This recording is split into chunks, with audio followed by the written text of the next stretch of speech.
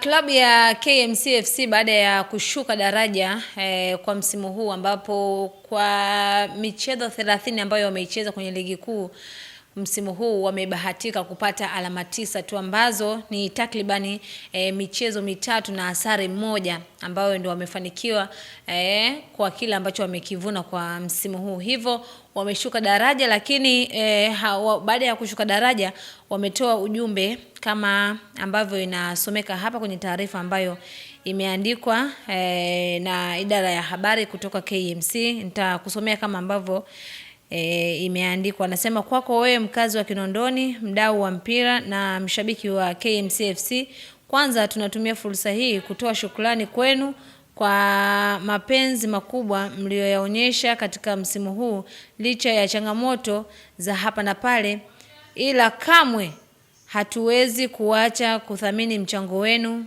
muda wenu na mapenzi yenu mliotuonyesha kipindi chote cha msimu wa 2025-2026. Bahati mbaya kwenu haikuwa msimu mzuri.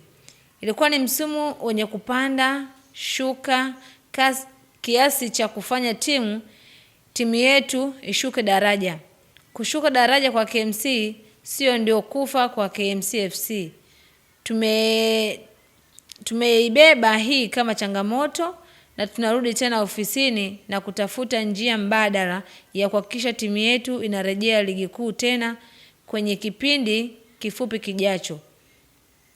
Hiki pia ndio kipindi kizuri kwenu, ni kipindi kizuri kwenu cha kuonyesha mapenzi yenu kwa klabu na kuiombea kurejea ligi kuu. Wewe mkazi wa Kinondoni, ni muda wetu sasa kushikamana kuirejesha timu yetu ligi kuu. Poleni wana Kinondoni, poleni wana Dar es Salaam, na tutarudi tukiwa imara zaidi. Hiyo ni taarifa ambayo imetolewa na idara ya habari kutoka KMC baada ya kushuka daraja, na taarifa imetolewa rasmi kutokana na kile ambacho wamekivuna kwa msimu huu KMC FC. Ni taarifa ambayo imetolewa hii leo, lakini tumeona hapa baadhi ya wadau mbalimbali, lakini pia mashabiki mbalimbali kwa upande wao wakizungumza kuumizwa kwa timu hiyo, kwa sababu ni timu ambayo ilikuwa ina ushindani mzuri, ilikuwa na kiwango kizuri, lakini kwa msimu huu imekuwa bahati sio kwao. Nimemwona hapa Hussein Masanza ambaye ni mtani wake Chukuchuku, ambaye alikuwa msemaji ambaye ni msemaji wa timu ya KMC, yeye akichekelea tu kwenye kile ambacho kimetokea kwa upande wa KMC. Lakini pia tunaona mashabiki mbalimbali ambao wameumia kutokana na kile ambacho kimewapata KMC. Kunaona wengine anasema always next time. Ni comment hizo, kupanda na kushuka kwa sababu hamjawahi kupanda. Huyu ni shabiki mwingine anaandika comment yake kwa upande wake, wengine wakiwa wanahuzunika kwamba Chukuchuku hawatamuona tena, kwa sababu wameshazoea utani wa Chukuchuku na baadhi ya wasemaji. Lakini pia mwingine anasema Mwenyezi Mungu atawasaidia. Huyu mwingine anasema mkapambane kuhakikisha kwamba msimu unaofuata mnarejea kwenye ligi. Mwingine anasema always big time wadau. Mwingine anasema kuhusu swala la uwanja vipi, mnawaachia akina nani?